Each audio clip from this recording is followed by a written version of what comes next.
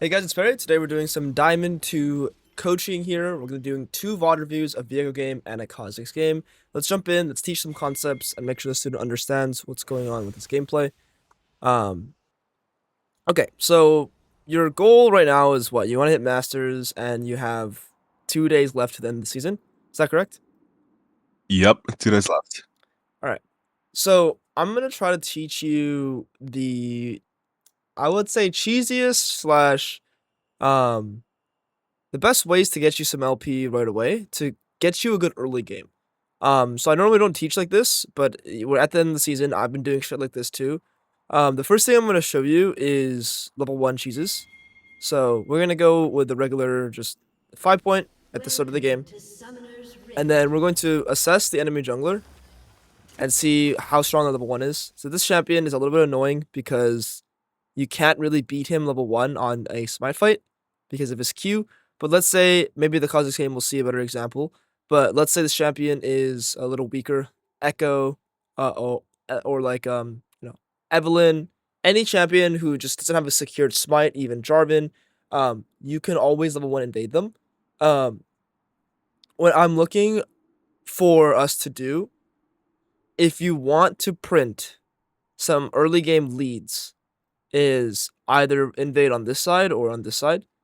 And it really just depends on your teammates' champions and then their champions. And the goal is most of the time, and we'll see, most of the time people just don't ward. So if you see here, nobody's warding anything. Nobody's warding anything. So if you look at their entrances, if you just walked here, or if you just walked here, you would freely be able to start his camp, start his camp, start his camp, or start his camp, start his camp, start his camp. Fight him here or fight him here. So the thing about players in any elo, this applies to Challenger, is that people don't ward level 1. And if they do ward, they normally only ward one of their entrances. So let's say I'm playing Evelyn. I'm normally going to be very aware of an invade, so I'll ward here. But where I might not be able to ward is down here. I can only ward one of these spots.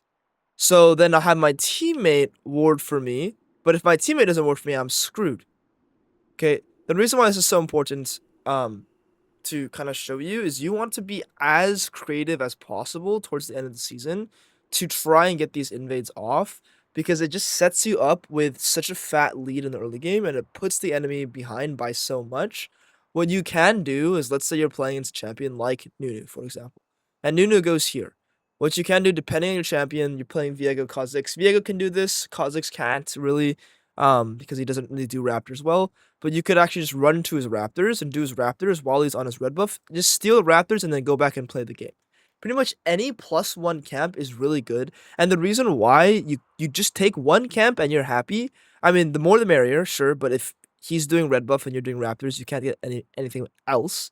And the reason why you're happy with one camp is because you tilt the enemies. This applies a lot of pressure on the enemies, and it makes them feel forced to do things. And what's gonna happen is, especially since we're towards the end of the season, people are gonna freak out a bit more, and people are going to make even worse choices. But that's what I advise you to start doing to get some free LP. Is you can like literally stand here, see if they ward. If they ward, you could potentially loop around and go to the other side. If they ward here, um, you don't have to invade. I mean, there's more problem solving. You could walk through here. You could flash over the wall. There's a many problem solves to make the invade happen. You don't have to make it happen, but if you do, your game will be set up way nicer. And then the last thing is, you should start sweeper if you're planning to invade, just in case you walk through and they have like a little cheeky ward here, or they put like a cheeky ward here or something. So I would always start sweeper. Cool. Level one strats. Yep. It's something I don't really recommend at the start of season, or to like learn League of Legends, but right now, if we're trying to just cheese LP, it's a really broken tactic.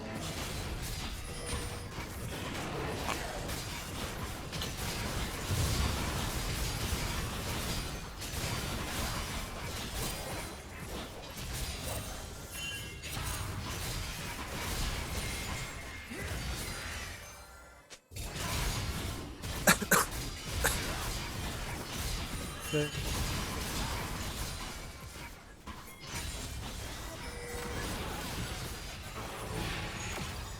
This little full clear here.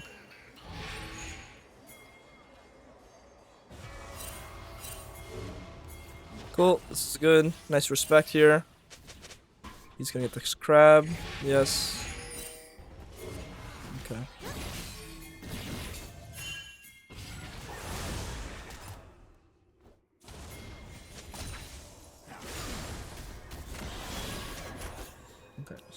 Okay, so here's where jungle tracking comes in, and it's very important.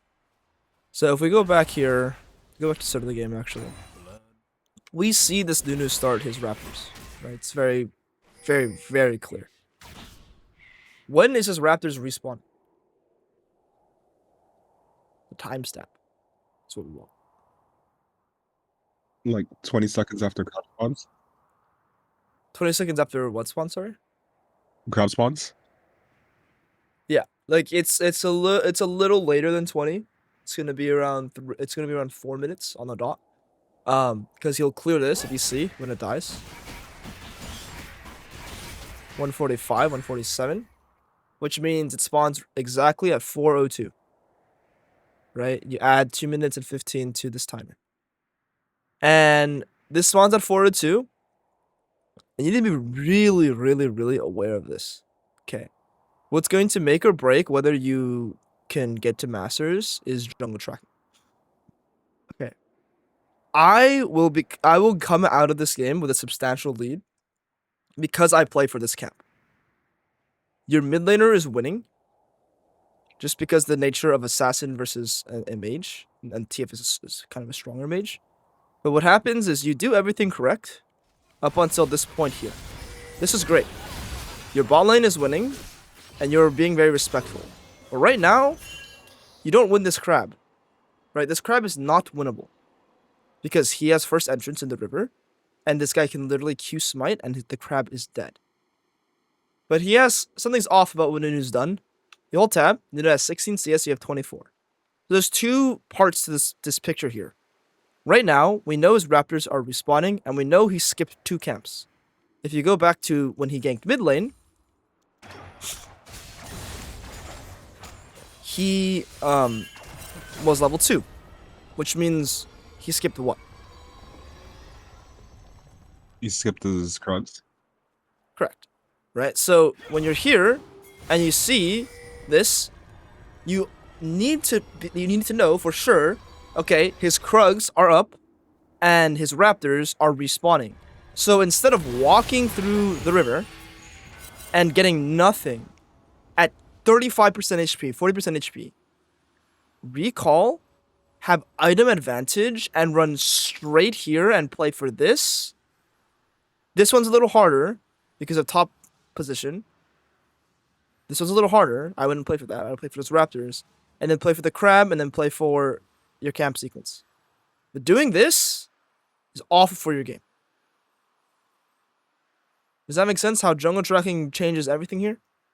Yeah. Let's say jungle tracking is not even in play. Let's say there's no jungle tracking in reality. Let's say let's say like I'm just 40% HP Viego here. I'm still not running like this. This is awful. This accomplishes nothing.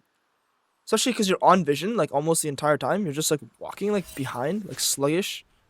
Like it just feels very terrible for your game. If Nunu, instead of doing this shit, just snowballs to this crab, you don't get the crab. This guy sucks. You also suck. So if I'm Nunu here, I get 2 crabs, I get my Raptor respawn and my Krugs, and I'm actually ahead of you in camps. If I'm Viego here, I should always have an opportunity to maybe fight him on Raptors or counter gank mid lane with an item advantage. Okay. Game is still fine. Like, get the crab anyway. We're happy. Let's look at some Viego mechanics here. He is face checking in the bush. Okay, let's watch this again.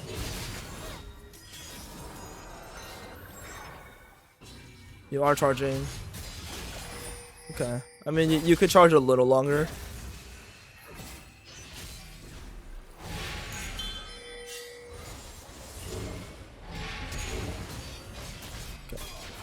So we get a kill. I'm not gonna. I mean, it works out. Results based, it works out. It's fine. So the reason why I'm pausing here is because let's say this guy flashed. He has flash. Let's say he just flashed away from your W. You have a hard time killing him. You used all your spells. Because you use your E here, which is fine, which is correct, and then use your W here. So if he just flashes away now, chasing him, you'll either chase him for an entire year, and then Bard might come and stop you, or you might catch up with your W and your E. But the reason why this feels a little off is because again, back to camps. This guy is 1% HP. He should not be allowed to do his Raptors at all. But because you get the kill, it's okay. Like, it's fine. But one-shotting his Raptors in this position is very nice, but because you get the kill, it's okay.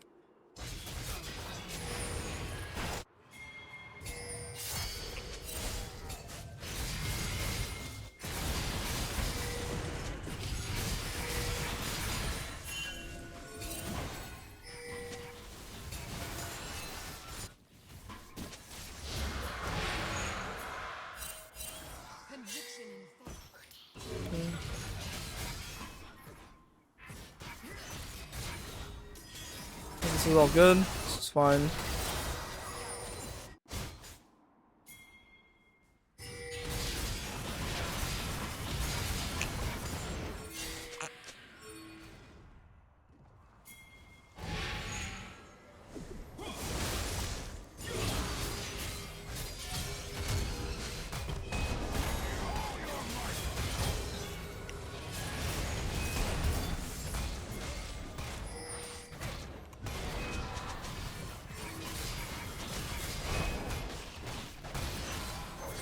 This is all good.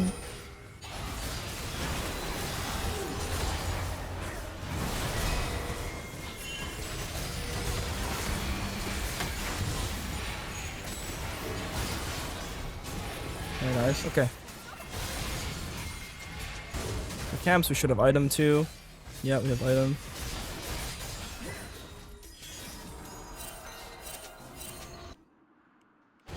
Okay, we good. We recall an item. Alright, game looks pretty solid so far. Early game looks strong. Looks overall pretty strong.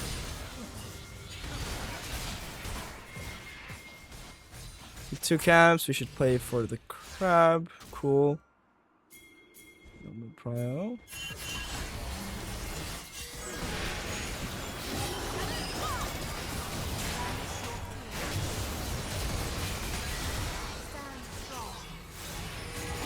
Okay. Wait. And then reset. Yeah, okay, so our early game is really strong. We're really strong right now. I wonder if the Kha'Zix game is similar, where our early game is strong. We'll see. Not getting the dragons is a bit rough, but we're very, very strong at least.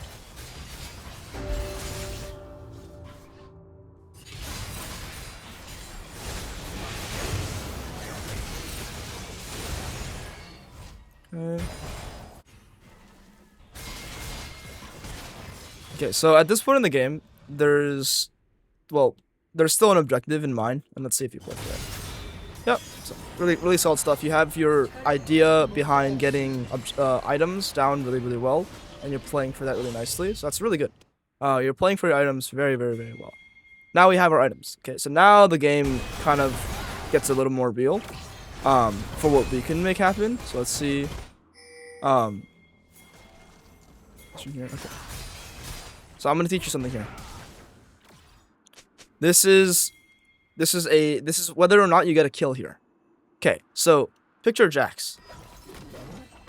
Jax is your average League of Legends player, and Jax is doing what your average person would do, and in this circumstance, period. There's a wave coming right here, and that means there's a wave right here. So minion. And that means that his wave is not going to crash. His wave not crashing means he's going to get frozen on. He does not want to get frozen on. Because the enemy Tryndamere is legitimately dead. What do you think Jax will do when he sees this wave? Gonna try to shove it. Yeah, like 99% of the time he's going to try to shove it here. What happens is he is literally gearing towards pushing the wave, but he sees you. And then when he sees you, okay, the answer's simple. He can just walk away now. But if you waited for him, he would go push the wave because he wants to crash his wave while the Tryndamere is dead.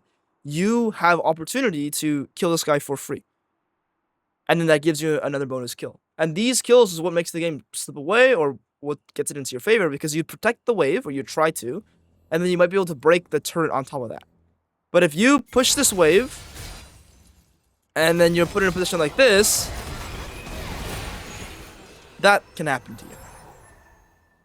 Okay, so you need to really be aware of what the enemies want to play for. And we need to watch from right here. Okay, Tryndamere dies.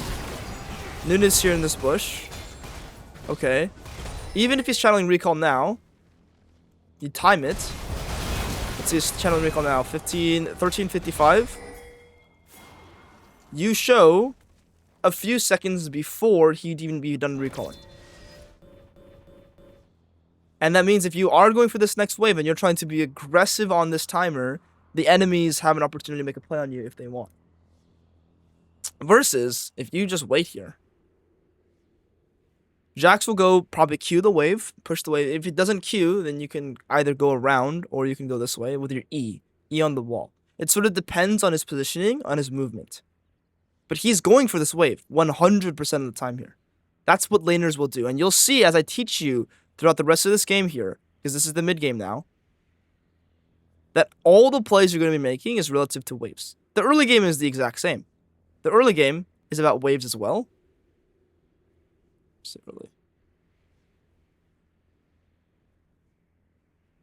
But the mid game especially, I mean, all of it is waves. All of it is waves. But the mid game especially makes or breaks whether you get really good plays or shitty plays. Early game, you can farm for majority of the game. But the mid game is like, okay, if we don't make good plays around waves, we're not going to win this game. So, does this make sense? Do you have any questions here? Yeah, it makes sense. Cool. You need to really get in the headspace of who you're trying to attack and what they're trying to play for. You even see him here, actually. Wow. Wow. I'm gonna be honest, I wasn't paying attention. I thought Nunu completely left after the Trinity kill. Like, I didn't expect him in that bush. Yeah, but but the problem is, like, you also just see the Jax here doing this, and you're just being very disrespectful. One thing I liked at the start of the game was how respectful you were here, period. Like, you were just respectful. You just saw this, and you went to trade, and then you just walked away. And this type of behavior, this type of gameplay, this type of fighting is what's going to win you fights. Being respectful. Because the more respectful you are, the more insane the enemies get. The more bloodthirsty they get, the more hungry they are, because they want to punish you. When you walk backwards, you give them space, you give them room. As long as it's within reason, you don't give them too much room. You give them some room, they're going to feel confident, they're going to feel powerful, they're going to feel like they can attack you. And when they attack you, boom, you surprise them, you fuck them up.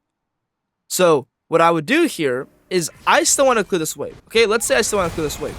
But I know that the Jax is in this bush. The way I clear this wave is I'm going down here. Because this bush is danger. Anywhere in this range right here, you're in danger. Do you see how I'm never getting punished by this play? yeah. Because let's say the Nunu does stay for whatever reason, you'll die like you did. Like, I don't know what's happening. It's fog of war. You can't assume that the guy fully recalled.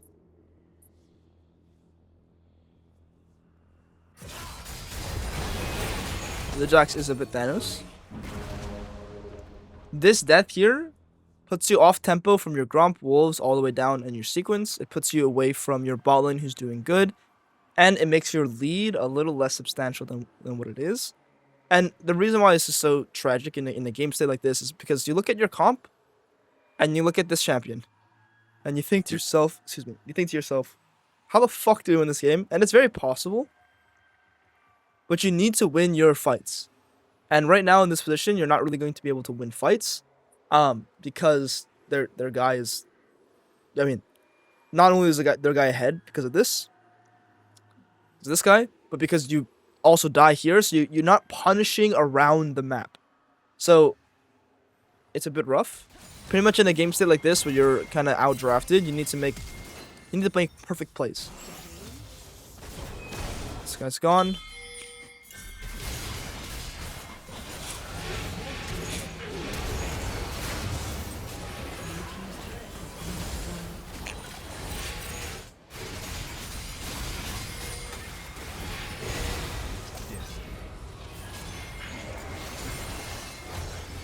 Okay, took the objective. This is good. Now we should be gearing towards the next dragon, which is up in 35 seconds. We recall, spend our gold. This is cool. These good items. TF is in the top lane. And Zai's on recall here. I didn't know how to play this fight, to be honest.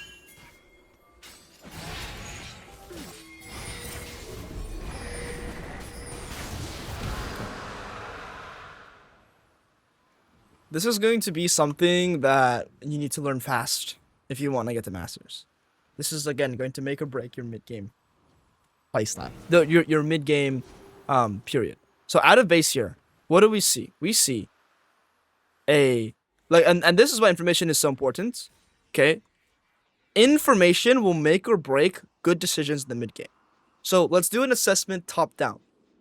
Top laner, he is bot lane, cool. Perfect Hydra, boots, decent items, cool. Mid lane, he is going top lane, cool. Storm Surge, Rod, Alternator, Sork Shoes, not that weak, cool. Now let's actually look at his ultimate. That's really important to me, because if he's top lane, can he join the fight? No teleport, no ultimate, can't join the fight. Okay, let's go back to Tryndamere because we missed his ultimate. Ultimate will be up for the fight, cool. Mid lane, Xayah, let's see her strength. Ultimate will be up. Yuntal versus like this. Okay, like we're strong. Kaylin might be a little bit stronger. And then we also look at mid lane. Then mid lane might be a little stronger. And then we lastly go to support. Support is like same strength as whatever. But we have a Soraka versus a Bard, so we don't have a playmaker. Okay. As we walk out of base, what we see is a development because there's only one person on the map who's sees another enemy icon. This is the development right here. We see this development and then we ask ourselves, okay, we did the assessment as fast as we possibly could. Tryndamere's bot lane, a little bit weaker than their Jax, given his scoreline and given how the game is going. We look at our top laner, we look at our TF, who's going top lane. He has no ultimate right now, no teleport. He is unable to make it to the dragon fight.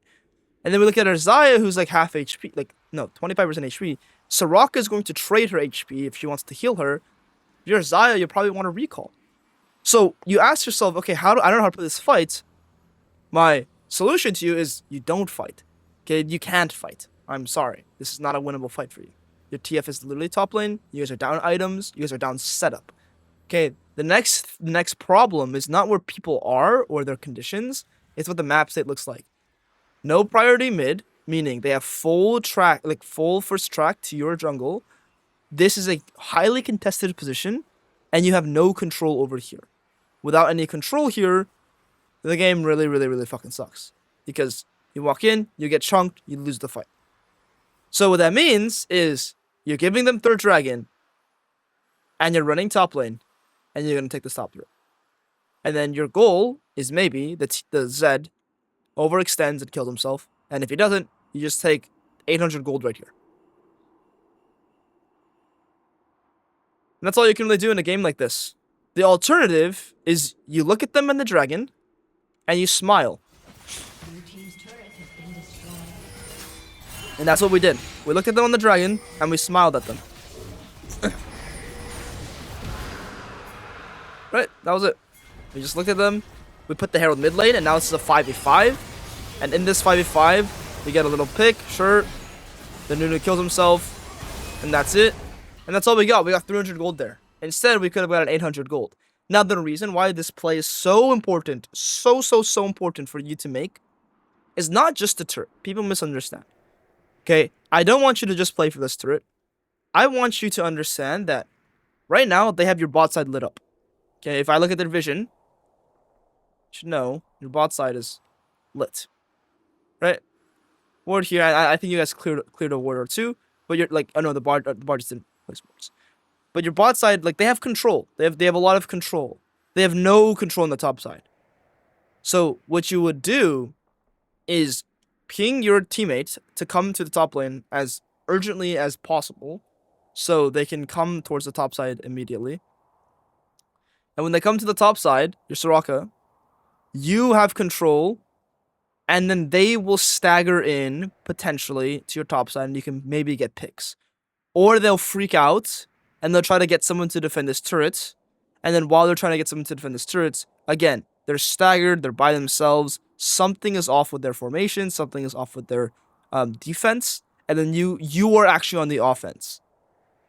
And then that's what happens. They kill themselves into you. Like right here, this is a prime example of you guys being on the offense and them being on the defense, right? Because you're the ones heralding the mid turret. You have the offense here, is what this means. Okay, and then they're responding to you and the response is dog shit. Given what the Nunu's doing against the Saya, and then given how Soraka uses flash and everything, their response is very bad. Now picture you have full control on the top side, and they respond in a similar way. You might actually turn it into an ace or more than just one kill. Does that make sense? This is why we trade. Yeah. I also think that was a bad herald by me. I put it there because I thought maybe it'd distract them and I could enter for the drag.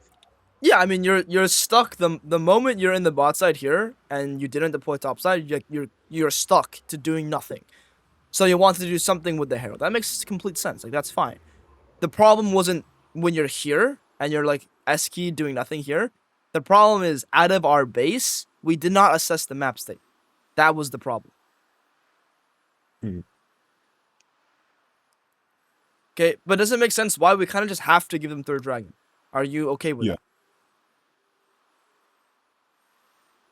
Right? Okay, so I think a key thing to understand here is even if it sucks, you kind of just have to deal with it. Like, do the best you can with how shitty it feels. Unironically, if they get the soul, and then you guys fight the elder and win the elder, like that's a better win opportunity than losing more and more and more on dragons or gaining nothing when they get the dragons.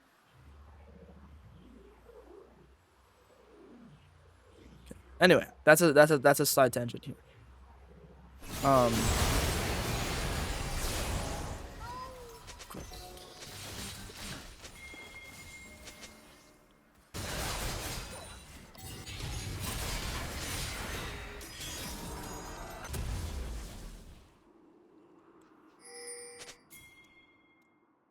Okay.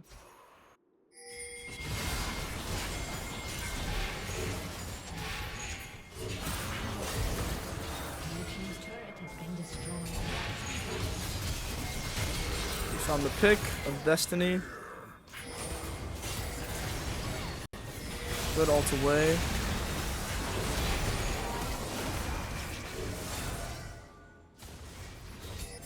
Wow. Okay, so we found the pick of destiny, and then we do the Viego classic. Well, actually, you even see them.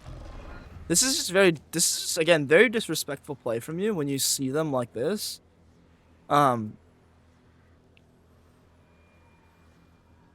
You need to preserve your HP bar. Okay, so there's a lot we're learning here, and I'm gonna go ahead and write this down because there's a lot. Okay, so let's go ahead and jot these down. So push. So we have level 1 setup. Level 1 setup. Possible. We have waves. Assessing the map. Trading. Assessing the map. The base.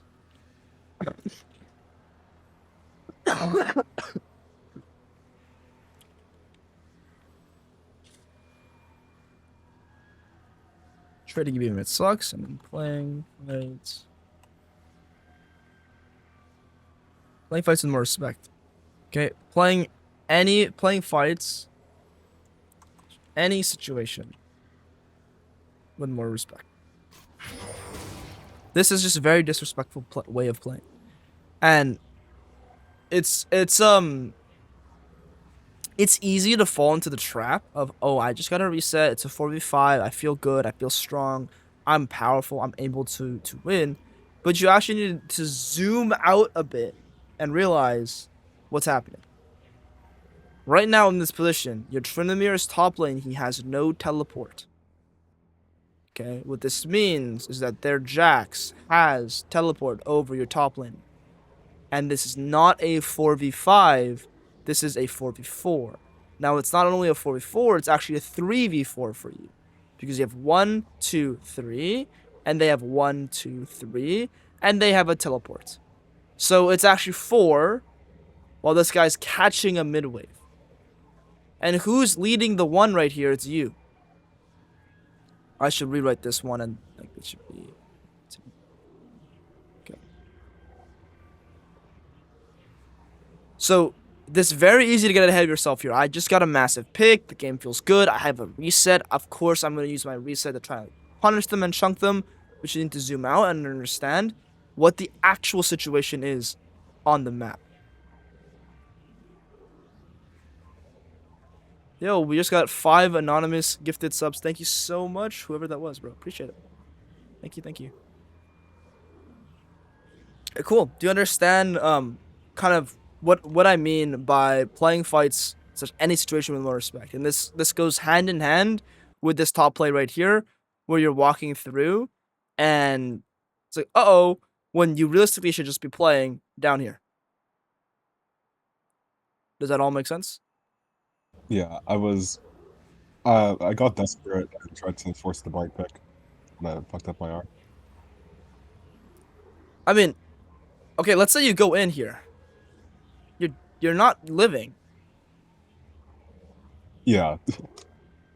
Right? Like, you're ulting into death. Nunu's gonna collapse on you. Bard's gonna ult on his head. Zed's gonna come. Jax is gonna teleport. So, we need to dive into what it means to get desperate and what that means for your game and how negatively that will always impact your game. If you ever feel like I'm desperate, you need to take a step back and ask yourself, okay, the game is hard. I'm in a really shitty game state because we are down gold, we are down drakes, my teammates suck. So, given these circumstances, what is the best play for me to do? What is the best thing? Assuming we are still trying to win the game, and we still want to use the conditions of our teammates. What I'm hearing is, oh, I am desperate because we're behind, and I'm going to just run at the enemies. And that's normally what people do when they're desperate. They just run. They just run into enemies, and they try to do things. They try to force things. They try to show up and, like, pray. They show up and they hope. They hope something good's gonna happen. They walk at the Bard, and they hope Bard's gonna lose all of his fingers. If Bard is really smart here, what he can do is QR you right now, and if he QRs you right now, and the Zed is on the way, you are potentially one shot here.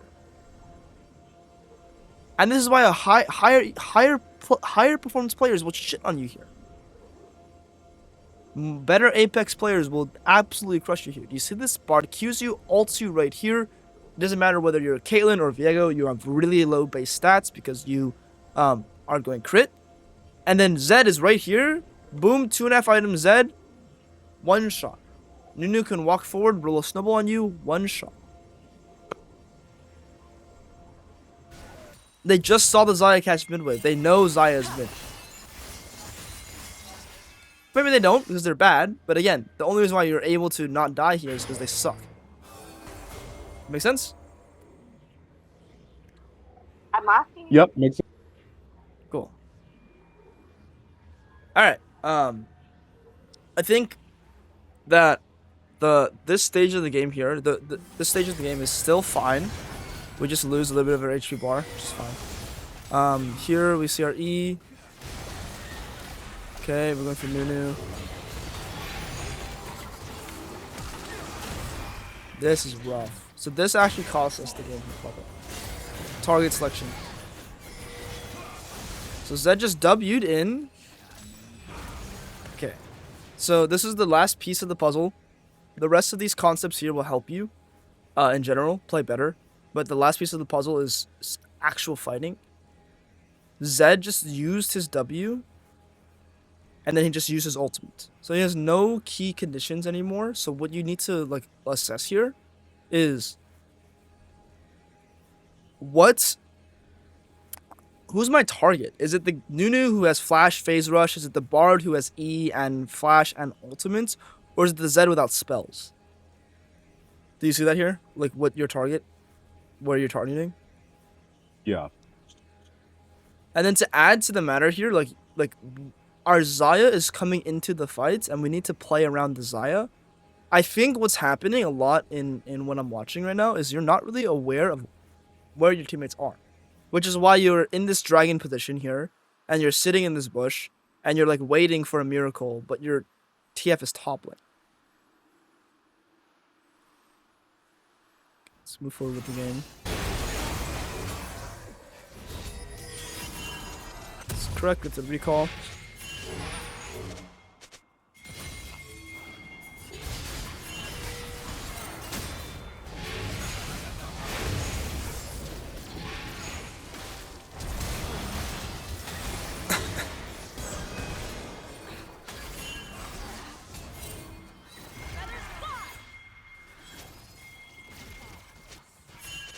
Kill the Bard, they're 1 HP.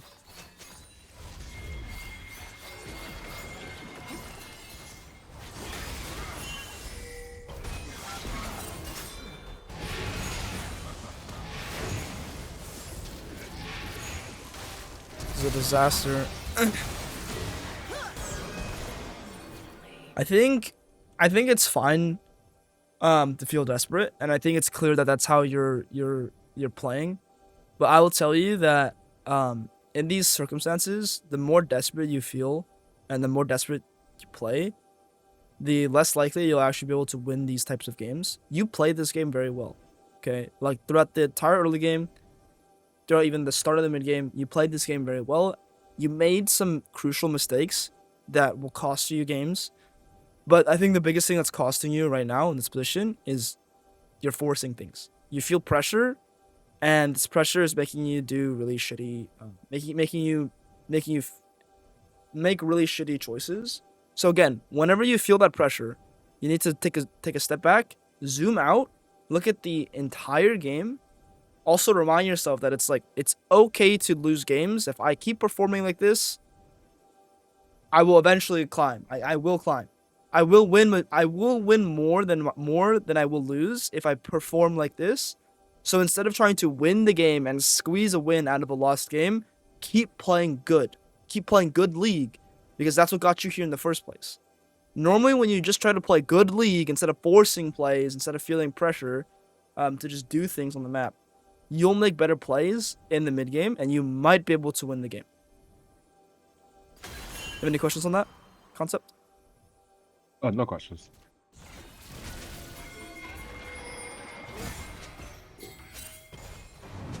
Jimmy gets caught again.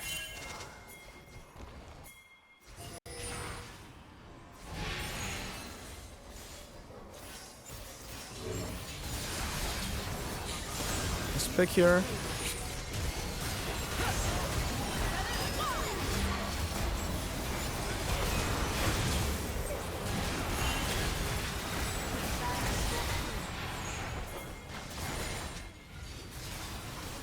Okay. Just need the dragon.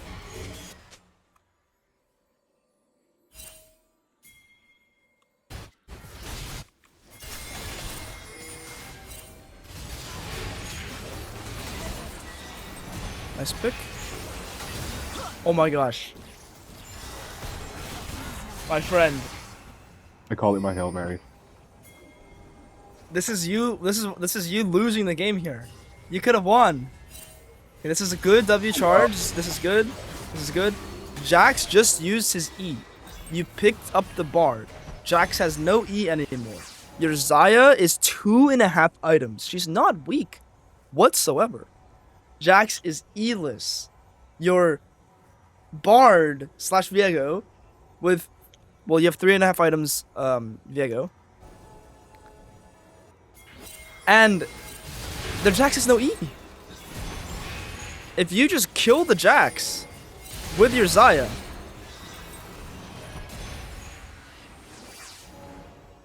hit him.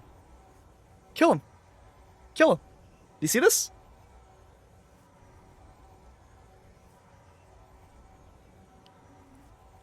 And then this is where I strongly suggest to you that you need to understand. Well, these are two things coming into play right here again. One, I don't think you know how strong your Xayah is. She's very powerful. Okay, she's very powerful right here. Two, desperation slash Hail Mary slash trying to like force like a miracle here is actually clouding your vision where you could just kill this guy.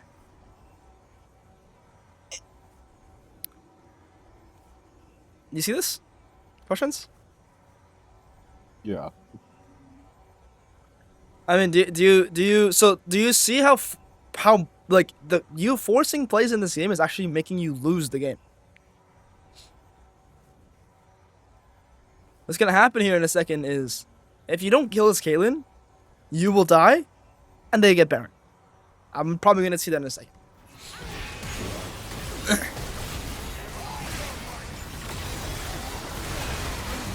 Nope, Xayah dies instead, and then they still get Baron. Someone dies. Xayah and Soccer lose.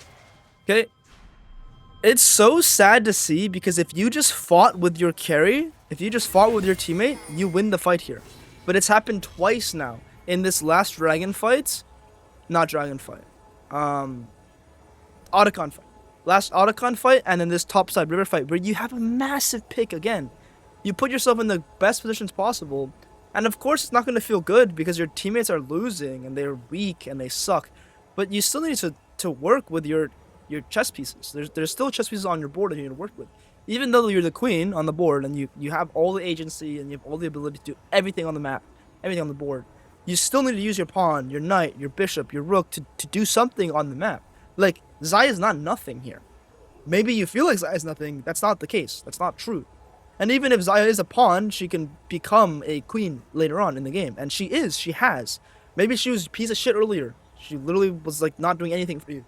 Now she's strong. And I don't think you made that assessment or you made that connection. So, of course, if I don't see Xayah as an option in this game, I understand why you would do this. It makes sense. Because Xayah is not a teammate I can play around, so I have to do this.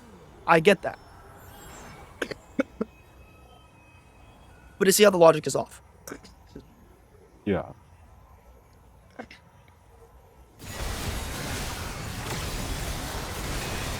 Alright.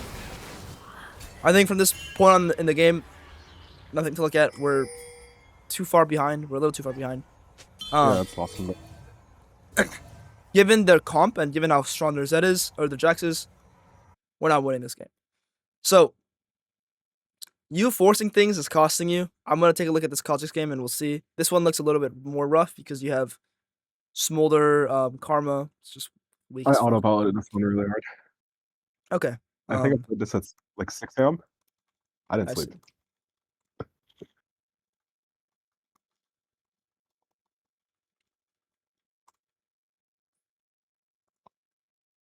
Alright, we'll take a quick look at this. Yo, chat, if another person asks me what elo this is, and they don't look above me, I'm gonna tweak out. I'm actually gonna tweak out. It's so crazy. Alright, I'm gonna show you again, like, what it looks like to, like, potentially late invade people. So, you have no vision. They have, like, you have no vision, you have no setup. So it's a little bit hard, of course. You even are concerned that you would ward. I would ward here if I'm going to ward anything. But what you can do, and I'm gonna just like really Like this is like a stupid way to play the game, but it's also one of the easiest ways to tilt enemy jungler. Sit in this bush, have a sweeper at 125 in the game. You can even go to his red buff a little late. You just start walking here, and then you just go like this, and then you just start his buff. Problem solved. Or if he's on the red buff, because you walk so late, he will almost be done with the camp, and then he has no choices. Because even if it's warded, he has to now drop the camp, but he won't drop it because that's your average jungler. Your average jungler is not dropping a cannon minion. They want the cannon minion, so they're gonna take it. They're gonna stick with it, and then you're there, and now you're playing Kha'Zix with a Q smite, or you can literally fight him and then Q him and then beat the shit out of him. But does that make sense? Like you sit here, no one's gonna walk in here. If they do, they're fucked. And then you take sweeper, and then you just like run into their jungler eventually. Run into the jungle eventually. Same thing here, and then you just walk in.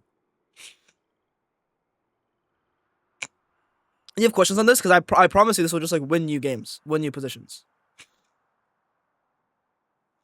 Um, it would still work with work, right? Even with his passive.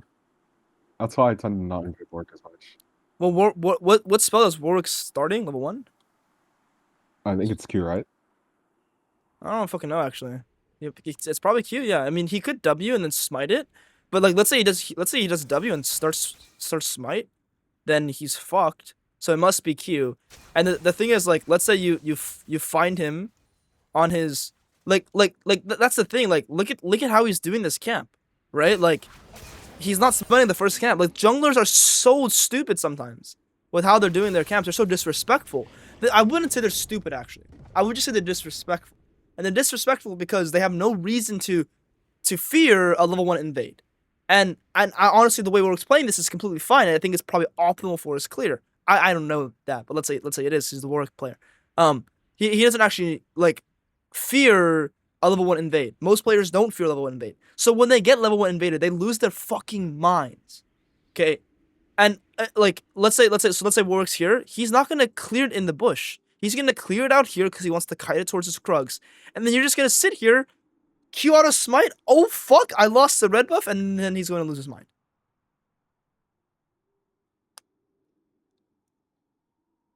Make sense? Yep. Cool. And I wouldn't invade this guy like path level 3.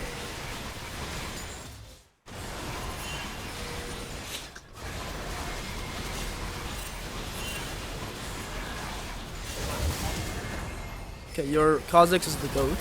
Or no, your Rise, I mean. Okay, so you take this. Did you win it? Okay, great. Good. This Kiana just absolutely lost his mind. Okay. Okay. This is more important. This is the most important. More important than anything. I need to check this. Give me 1 second. So I'm going to pull up your account. And I'm going to update matches here.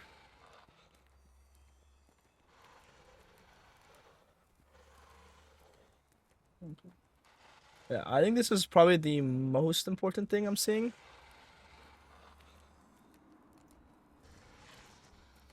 You play this entire Kha'Zix game, danger pinging twice, caution pinging 6 times.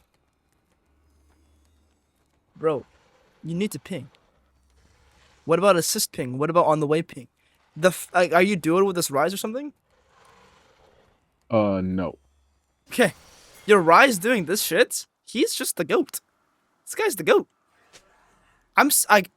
This guy doing this in solo queue just means he's very aware of the enemy jungler and his path. Very aware of that. Good for him. And then he's very aware that the jungler is going to be maybe looking for the crab. Really good for him. And then he does this without you pinging whatsoever, which is crazy work.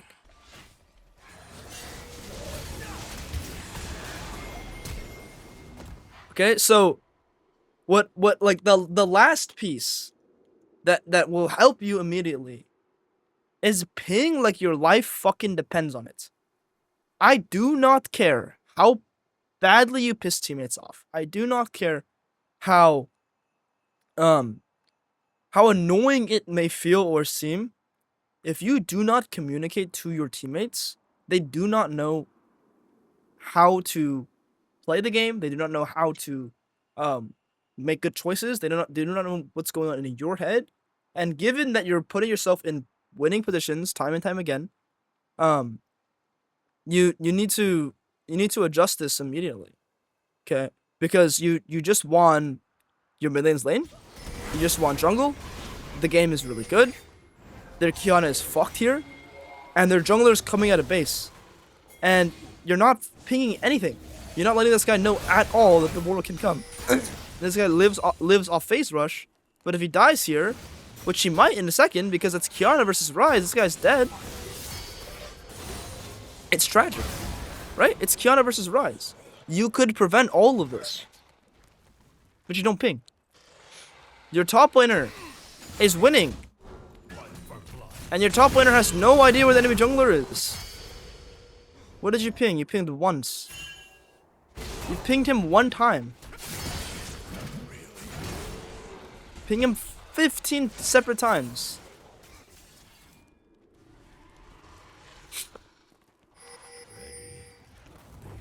Okay, because that's literally all you can do. If you don't want to go to the play, that's fine. Or if you literally can't go to the play, that's fine. But you need to ping people. And then the last thing I'll add to this is, if you are an emotional player, I need to ask you, do you play with chat on? Yeah. Turn chat off. You have 2 days, lock in. Party chat only. All right. Okay, and then the last thing is, do you often play with the same players? Like I'd say last week no, but recently I've been seeing the same people a lot.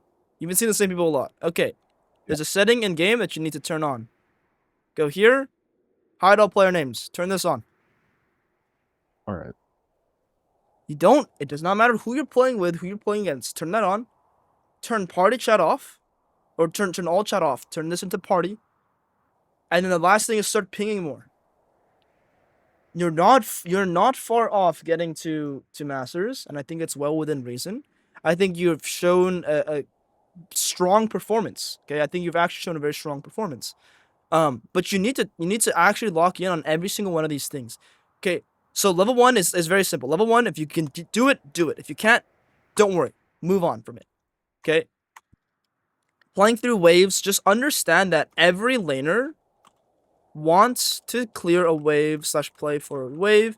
If you can get into this mindset, you'll find more plays. Okay, the next thing is assessing the map out of base. It literally looks like you aren't reading what your teammates, how strong they are. You're not reading how strong enemies are. You're not reading anything about the game. You're just playing. You need to do your assessment. Do your assessment thoroughly. How strong are they? How weak are they? What are their ultimates? Everything. You need to get the details. Okay, next thing is trade even if it sucks. Even if you get nothing. Like you're getting scraps. You kind of need to trade sometimes. And then communicating will help with that.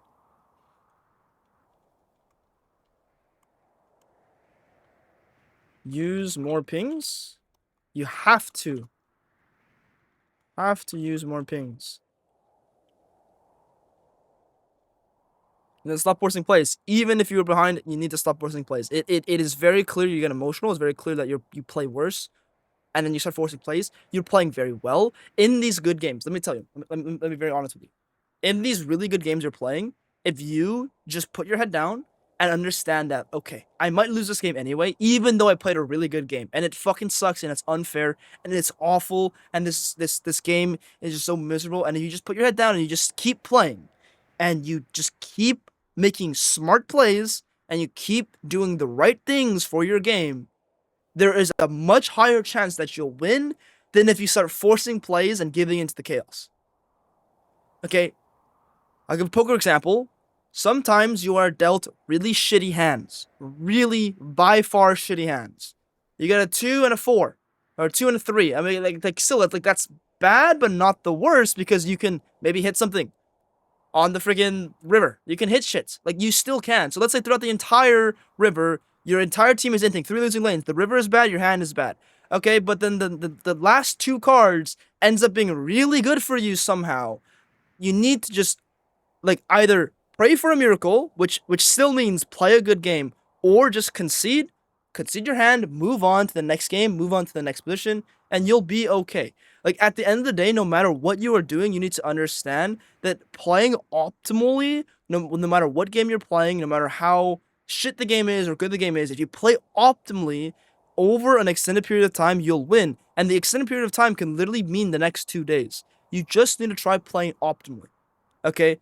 Even if you're dealt the worst hand ever, even if you are dealt 3 losing lanes and a shitty level 1, if you play optimally and you just make the best choices, you don't tie your emotions into the game, you will have a higher chance of winning. And I think you are a smart player when you are not tilted, when you're not angry, when you're not frustrated, when you are not emotional, you make better plays. Stop forcing things. This is probably the most important thing. Okay, ping, ping, ping. None of what I'm saying matters if you don't freaking communicate, bro. You're playing good, but like I have no communication from you whatsoever, so I don't know what you want. It's like let's say you're the group leader and you are assigned group leader because you are literally playing the group leader role, aka jungle, and your teammates are expecting you to communicate when we are meeting, where we are meeting, where we are meeting, what time we're meeting. They're asking you, okay, like how do we need to dress? How should we present ourselves? What is the activity we are doing? How long are we going to spend at this place that we're going? They're asking you for all these things and you're not giving them anything. So we hate you. We don't hate anyone else but you. And that's what it means to not communicate. You are the group leader by definition because you're the jungler. If you don't communicate to your teammates, everything falls apart. No one shows up. People show up at different times. People show up at different places. Oh, fuck. Now we listen to this stupid guy. Now we listen to this stupid ADC player who does not know how to read the map. They only know how to read minions and gold for themselves and how to play their own game. Or we listen to a stupid top laner who's on an island. Top laners are actually built different. They do not see League of Legends the same. If you're a top lane player and you've never played other roles and you're stuck top lane and you don't play other roles frequently, they actually view the game super differently than your average jungle, mid, support, and ADC player. Because top lane is so isolated, you're not allowed to play the map because you're stuck top lane. That is not true to some top laners that play like roaming champions like Quinn or Shen. But your average bruiser fighter top laner legitimately doesn't see the game the same. So if you don't communicate and you leave your top laner the capability to communicate, you are shooting yourself in the foot. Okay. Have any questions on these working things that you need to implement immediately? Um, with trading the map, but let's say I want to, if I can't play for Cubs and I want to trade enemy spot side, what do I do if their team is playing around it? Like their support goes to ward it or something like that. But I still want to force his camps. You're talking about trading or level 1 invade? Trading. I mean, if they're defending the camps to defend the camps, you can't invade it. Like either dodge the ward to try to still invade, or find a gank somewhere, find a chunk somewhere, find some resource elsewhere. And if you can't find anything, recall, buy a longsword and deploy on the map. Sometimes you literally can't. All right, gotcha. Do you have any other questions? Nope. All right, bro. I'll send you this. Good luck. I'm pushing. You're pushing. You got this, man. Thank you very much, and thank you for everything. Of course, bro. All right. Take care, man. Have a good one. You take care too. Bye-bye. Bye-bye. Alright guys, that was some VOD reviewing of a Diamond 2 player. Hopefully these tips are helpful to you as well. Leave a comment and subscribe if they are, and I'll see you guys next time.